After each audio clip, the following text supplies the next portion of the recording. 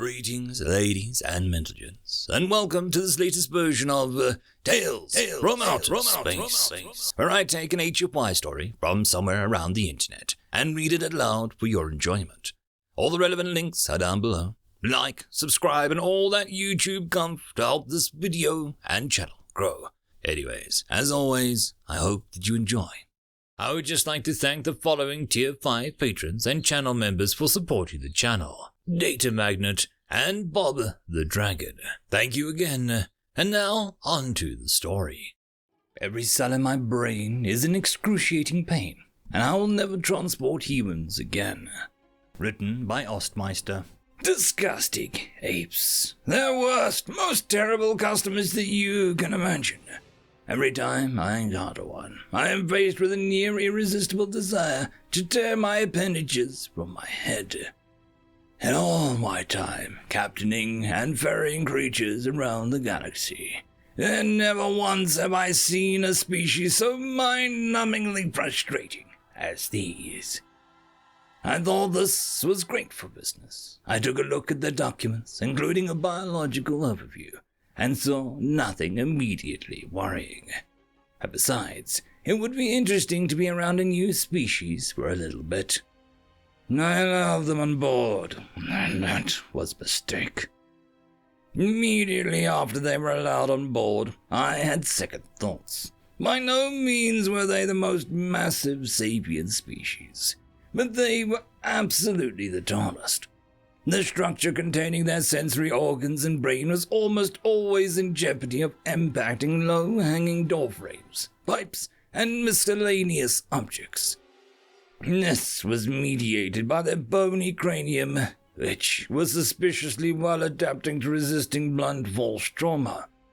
They moved with an unnatural grace on their unreasonably long legs, propelled by bands of alien muscle strung to calcified endoskeleton.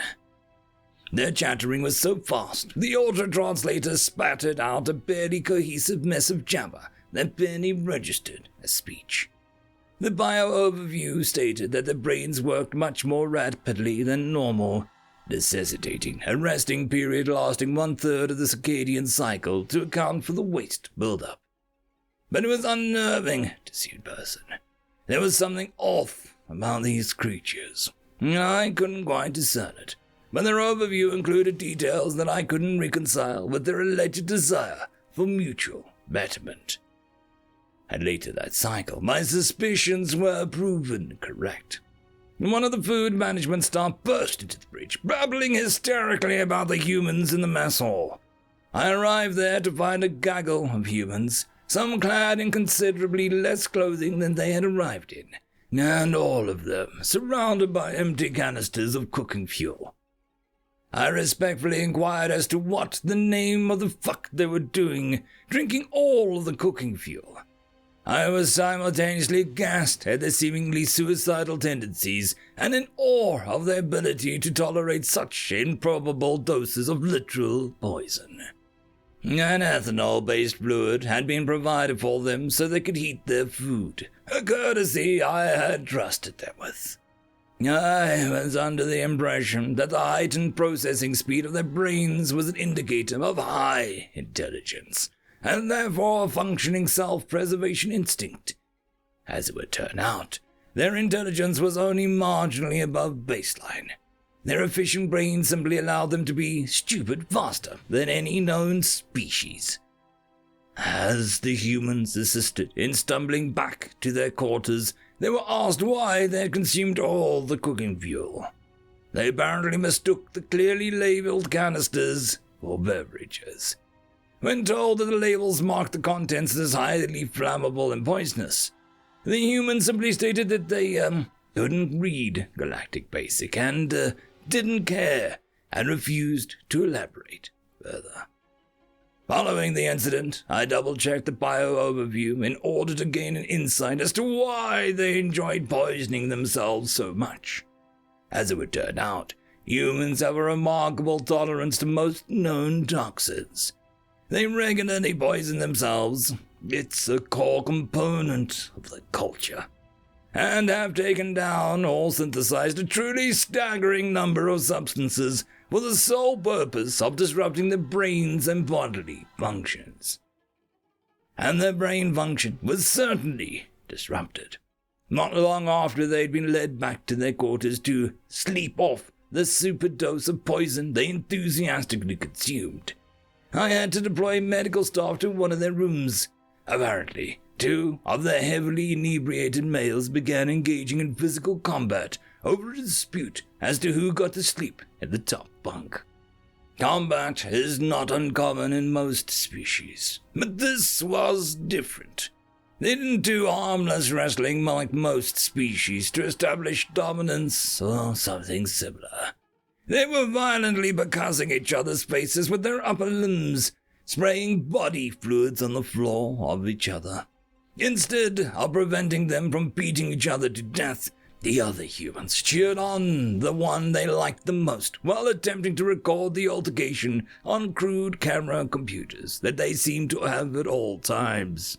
Their strikes left visible dents in the walls and floor, hinting of a worrying amount of strength. One of the males hit particularly hard under the mandible and collapsed to the ground. The victorious one, luckily, did not continue to beat his adversary to death, and instead allowed him to be carried to the medical bay. Before getting to the medical bay, the defeated human woke up, jumped out of the carrying cart that he'd been placed in, and refused medical attention, and attempted to find and consume more cooking fuel. He treated his wounds by rubbing his garments all over them, and returned to his quarters. After the rest period, they made up and were friends again. Upon their return to the mess hall for breakfast, they all seemed to be in a state of great lethargy and irritability. They began dissolving a black powdered mixture into boiling water, which they had to ask for. They were not allowed to have any more cooking fuel. The resulting beverage was full enough of caffeine to kill every non-human passenger on the ship 10 times over, and they consumed it anyways. Instead of engaging in recreational activities, as was expected from them, they returned to their quarters and continued resting well past the usual periods for hours. During this time, they consumed copious amounts of water and refused to speak to or cooperate with anyone except medical staff. They attempted to convince staff to give them drugs, claiming to have a condition called a hangover, despite there not being clear evidence of injuries, and their requests were denied to prevent any more intoxicated human incidents. The next cycle was still short of ideal. A concerned cleaning worker investigated grunts of exertion coming from the lavatory, fearing for the safety of its occupant. A medical worker was dispatched for assistance. Space food can cause gastrointestinal distress in some species. As it would turn out, it was not one human, but 2. And there was no intestinal issues. The medical worker thought the humans were fighting and attempted to break them up. Both humans pushed the worker from the lavatory, closed and locked the door, and continued with what they were doing. As it turned out, they weren't fighting, they were mating. This event prompted staff to avoid isolated humans as much as possible, which was probably a mistake. Staff failed to discover the projectile launches a few humans had constructed from literal garbage in time to stop another incident from occurring. The humans used their ping-pong ball guns to engage in a mock fight with each other. There were 7 staff casualties. When access to garbage was denied, the humans instead took to bludgeoning each other in sword fights with whatever long, sturdy objects they could find. It would appear that most of their recreational activities involve either abject violence or fierce competition, and they will weaponize anything given to them. Upon their departure, I still found traces of their peculiar behavior. They'd taken every complimentary bar of body cleaning solvent and had deliberately left behind some currency in their rooms, perhaps as a form of payment for the appropriated toiletries. This behavior has been noted, and is consistent with the behaviors observed by other sapient species that had the misfortune of catering for these devilish creatures. For these reasons, I have indefinitely suspended any and all services to humans. If they want to travel through civilized space on my ship, they can, as they phrase it, kiss my ass.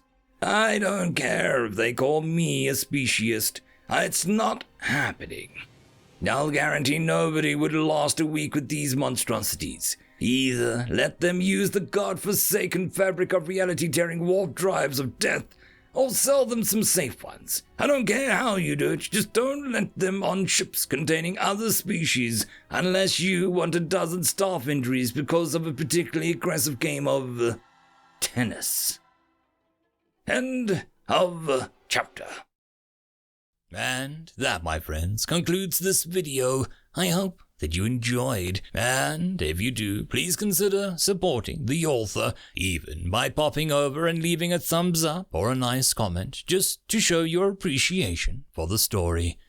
However, if you wish to support this channel, there are links down below which will help immensely.